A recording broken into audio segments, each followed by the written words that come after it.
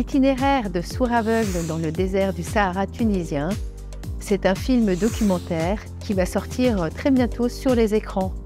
Pour en parler, je reçois aujourd'hui Gérald Serrault, son réalisateur. Bonjour Gérald. Bonjour Solange. Alors Gérald Serrault, vous êtes communicant, ancien animateur radio, vidéaste, très polyvalent et maintenant réalisateur, puisque vous venez de réaliser votre premier long métrage, Nemchou. Alors déjà, Nemchou, qu'est-ce que ça veut dire ? Nemchou, on pourrait dire, certains le diraient, enfin le remplaceraient par Yallah, c'est un peu une formule d'encouragement en arabe en fait, qui veut dire on y va, allez. Alors on y va. Alors du coup, qu'est-ce qui vous a poussé déjà à réaliser ce film qui est un film particulier puisqu'il parle d'un thème peu fréquent, la surdicécité. Donc qu'est-ce qui vous a poussé à faire ce film ?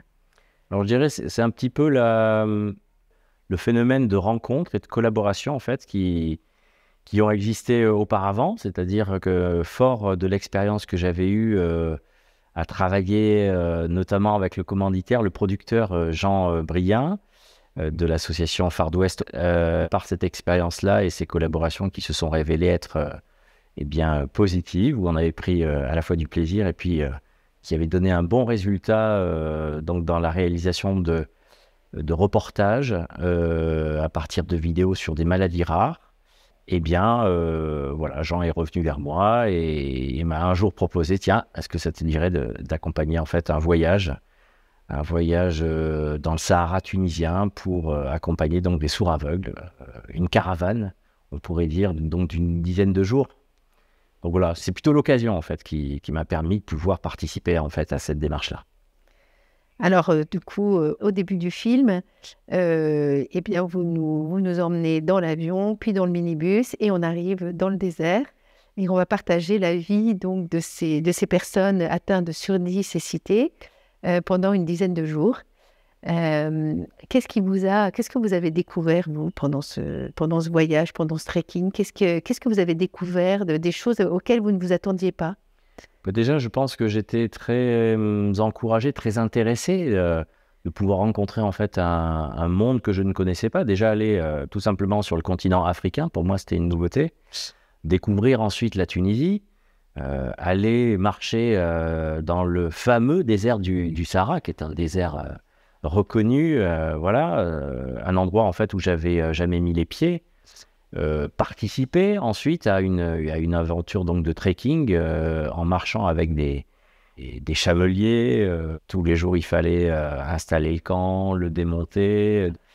Et puis, en plus, essayer, par les images, par les rencontres qu'on allait faire, de pouvoir témoigner de cette expérience hors du commun, vécue donc par des personnes atteintes de handicap et plus spécifiquement de surdicécité.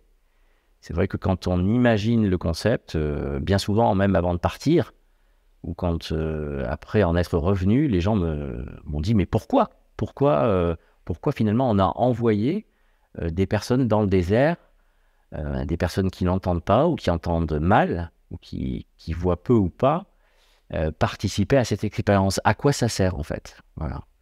Et justement... l'idée était de montrer par les images, par les rencontres qu'on allait y faire et les choses qu'on allait y vivre, de pouvoir montrer que les sourds aveugles ont des potentiels. Je crois que Camille en parle très bien dans le film. En fait, on n'a pas besoin d'avoir des gens sur notre dos. On est capable de se dépasser, en fait, finalement, de prendre à bras-le-corps ce challenge et de pouvoir le réaliser. Alors, il y a des moments qui sont touchants dans ce film, qui nous montrent justement cette soif de liberté, cette soif de relation aussi, quand tous les participants, finalement, au bout d'un moment, on ne sait plus très bien qui est sourd aveugle, qui est animateur, on sent que c'est juste une communauté humaine un peu qui s'est formée. Il y a des moments qui sont particulièrement touchants, des moments qui ont été particulièrement forts pour vous au cours de ce voyage ? On pourrait dire, je crois que toute la journée, en fait, permettait d'avoir des moments forts. J'ai envie peut-être d'insister sur ce qu'on appelait un peu le carnet de route que l'on faisait chaque soir, en fait, autour du feu, qui était le moment un peu de bilan de la journée qu'on avait passée. C'était un moment convivial aussi, voilà, c'était autour du feu, on chantait, on mangeait, on se témoignait un peu de ce qu'on avait vécu. Et chacun, en se passant, je dirais, le micro, avait la possibilité de pouvoir témoigner. Du reste, il y a des passages qui sont réalisés dans le film qui ont été retenus, des paroles fortes, qui ont été retenues pour être utilisées, placées dans le film, parce que, justement, c'est là que s'ouvrent les cœurs et que s'ouvrait, je dirais, vraiment, voilà, que les personnes révélaient vraiment ce qu'elles avaient vécu avec authenticité. Voilà, elles se livraient avec tout leur cœur et cela permettait aussi d'aborder aussi la souffrance. Donc voilà, oui, ce que j'en retiens, c'est vraiment ce carnet de route vécu chaque jour à la tombée de la nuit. Et Dieu sait comme il fait nuit tôt, puisque voilà, au mois de mars en Tunisie, c'est voilà, 6h30, 6h, il fait déjà nuit, quoi. Qu'est-ce que vous aimeriez que les gens retiennent de votre film?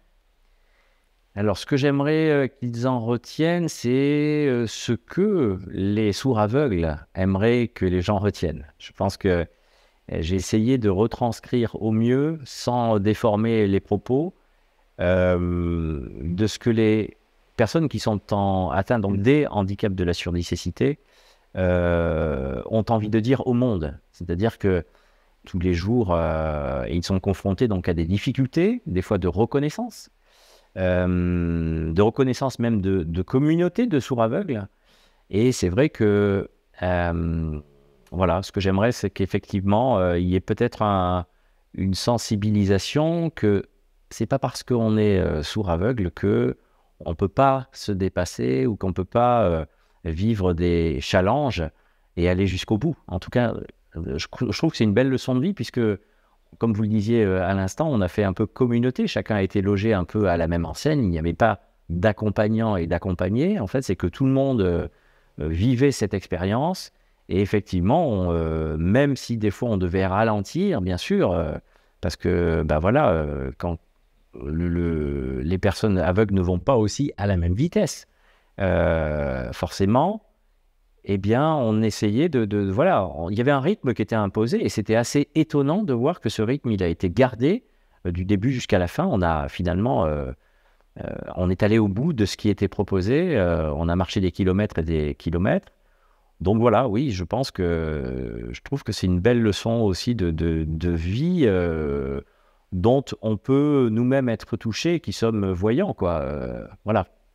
Alors, les dernières images du film, d'ailleurs, sont belles puisqu'on voit tous les participants revenir à leur réalité quotidienne avec l'arrivée à l'aéroport. Et puis là, on voit Florent, Michael, Arnaud qui ont repris les cannes blanches, les lunettes de soleil, quelqu'un pour les guider derrière. Alors finalement, on se dit, cette aventure, est-ce que vraiment elle aura apporté du fruit?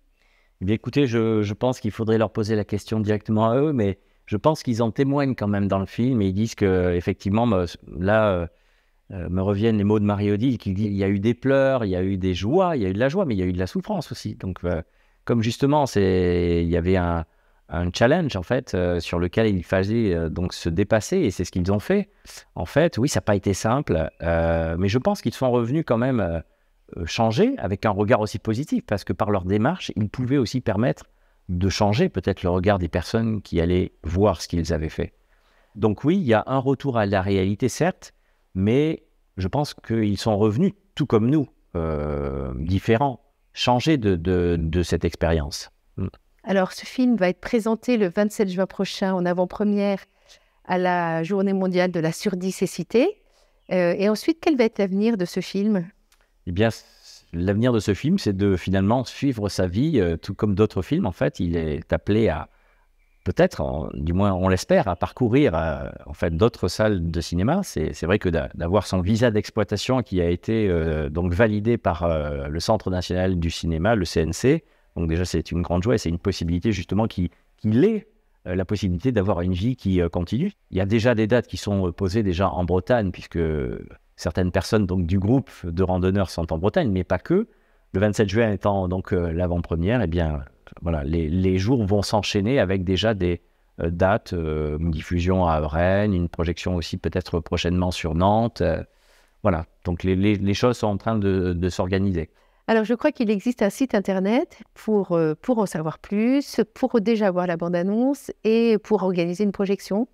Tout à fait. En fait, oui, oui, il existe donc un site qui... Alors, il y a aussi des images du voyage, il y aura aussi des infos, je dirais, peut-être en temps et en heure. On pourra retrouver peut-être même quelques fioretti des différentes projections qui ont déjà eu lieu. Voilà, on va essayer de faire vivre et d'actualiser donc ce site internet.